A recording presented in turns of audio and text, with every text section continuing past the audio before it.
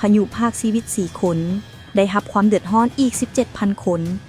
หลังจากที่ประเทศเฮาถูกพายุและฝนถล่มต่อเนื่องหลายวันล่าสุดวันที่ 6 ตุลาคม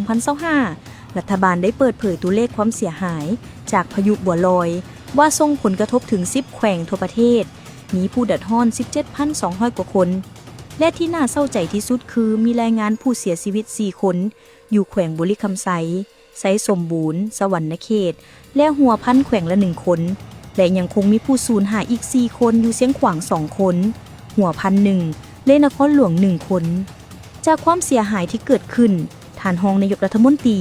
พลเอกจันทร์สมรจันยราชได้ประชุมกับหัวหน่วยงานที่เกี่ยวข้องทั้งหมดและในที่ประชุมมีการยืนยันว่าเขื่อนไฟฟ้าพลังน้ำทุกแห่งทั่วประเทศยังคงปลอดภัยและมีการบริหารจัดการน้ำเป็นอย่างดีหลังการประชุมท่านรองนายกได้มีคำสั่งเด็ดขาดใน3 เรื่องหลักคือเร่งช่วยเหลือและฟื้นฟูโดยเฉพาะการซ่อมแซมเส้นทางและขัวให้กลับมาใช้งานได้โดยไวที่สุด 2. สั่งการให้กระทรวงป้องกันชาติและกระทรวงป้องกันความสงบจัดกำลังพลและอุปกรณ์ให้พร้อมเข้าช่วยเหลือประชาชนได้ทันที